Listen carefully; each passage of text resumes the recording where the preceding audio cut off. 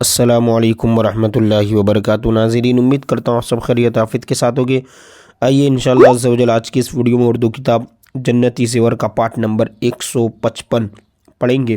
Part number 154 یہاں تک ہم پڑھ چکے، جس میں حج کے واجبات پڑھیں۔ اب آئیے حج کی سنتیں ہے نا یہاں سے پڑھتے ہیں۔ دیکھیں حج کی سنتیں یہ ہیں: طواف قدم ہے نا، طواف قدم یعنی میقات کے باہر سے آنے والا کہ مکہ معظمہ پہنچ کر سب میں پہلا جو طواف کرے اس کو طواف قدوم کہتے ہیں۔ اور طواف قدوم ہے نا مفرد اور قارن ٹھیک ہے کے لیے سنت ہے۔ مفرد یعنی جو صرف حج کر رہا ہو، یا قارن حج قران جو ہوتا ہے ملا کر کے، اس کے لیے سنت ہے۔ اور حج تمتع ٹھیک ہے، اور متمتع کے لیے نہیں، تمتع کرنے والے کو متمتع۔ طواف کا ہے نا حجر اسود سے شروع کرنا، یہ بھی سنت ہے، جب طواف کرے تو حجر اسود سے شروع کرے۔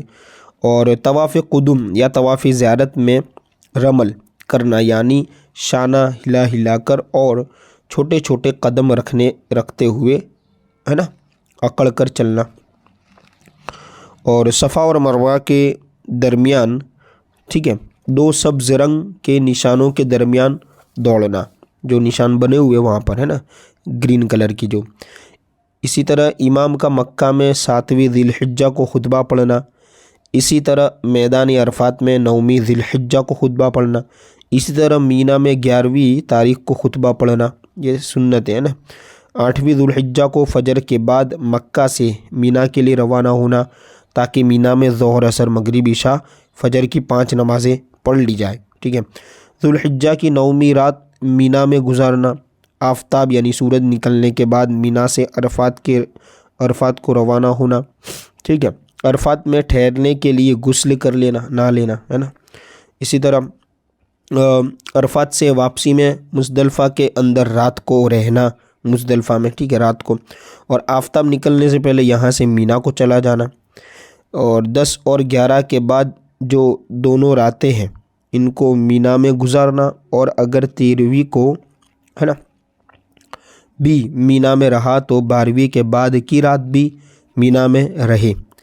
اسی طرح ہے نا ابطح یعنی وادی محسب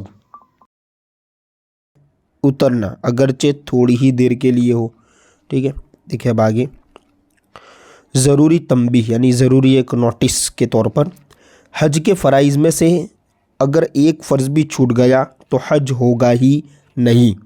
اور حج کے واجبات میں سے اگر کسی واجب کو چھوڑ دیا، خواہ قصدن چھوڑا ہو یا سہون یعنی بھول سے یا جان بوجھ کر، تو اس پر ایک دم واجب ہے اور اس کا حج باطل نہیں ہوا۔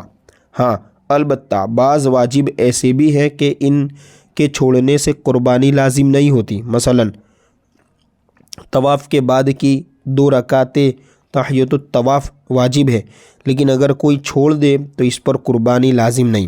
اور حج کی سنتوں میں سے اگر کوئی سنت چھوڑ دے تو اس سے تو ہے نا نہ تو حج باطل ہوگا نہ قربانی لازم ہوگی۔ ہاں البتہ حج کے ثواب میں کچھ کمی آ جائے گی سنت چھوڑنے سے ٹھیک ہے۔ اسی طرح دیکھیں آگے سفر حج و زیارت کے آداب، اس کے ڈسپلن بھی ہے ٹھیک ہے۔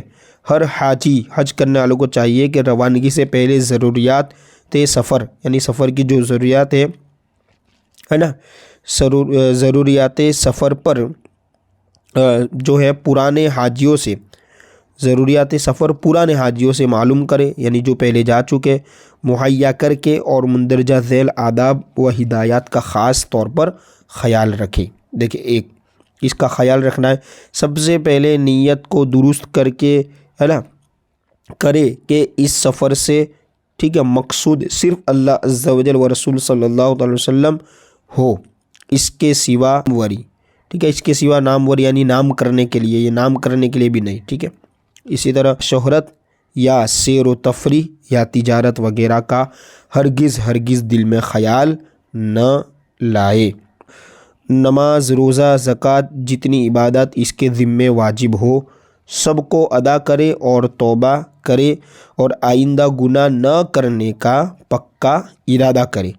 اسی طرح اس کے اوپر जिन जिन लोगों का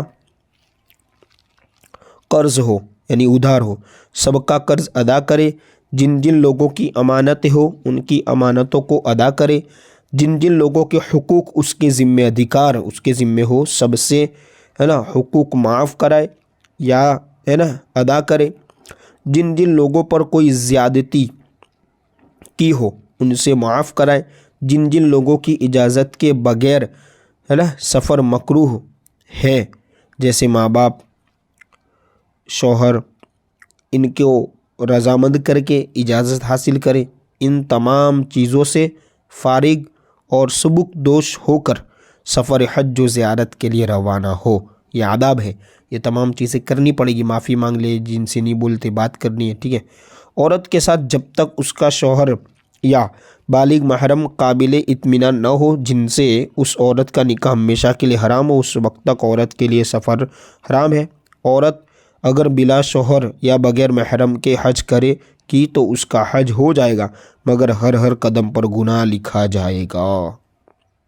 इसी तरह रकम या तोशा जो कुछ साथ ले चले माल हलाल से ले, वरना हज मकबूल होने की उम्मीद नहीं। अगरचे फ़र्ज़ अदा हो जाएगा है ना, अगर अपने माल में कुछ शुबा हो तो चाहिए कि किसी से कर्ज़ लेकर हज को जाए और वो कर्ज़ अपने माल से अदा करे।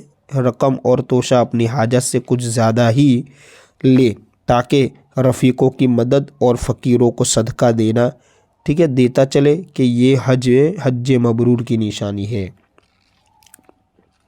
चूँकि सफ़र करने वाले मुख्तलिफ़ हैसियतों के लोग होते हैं, अलग अलग कैटेगरी के होते हैं, इसलिए हर शख्स को चाहिए कि अपनी ज़रूरत के मुताबिक सफ़र का सामान अपने साथ ले जाए ताकि सफ़र में तकलीफ़ों का सामना न करना पड़े। सब हाजियों के लिए सामानों की यकसा मिक़दार मुअय्यन नहीं की जा सकती, फिर भी एक औसत दर्जे की नॉर्मल क्लास है ना हाजी के लिए सफ़र हज व ज़ियारत में मुंदरजा झैल सामान का साथ लेना आराम व राहत का बाइस होगा। इंशाअल्लाह वो क्या चीज़ें हैं, क्या क्या लेना है, वो तमाम पार्ट नंबर 156 से पढ़ेंगे।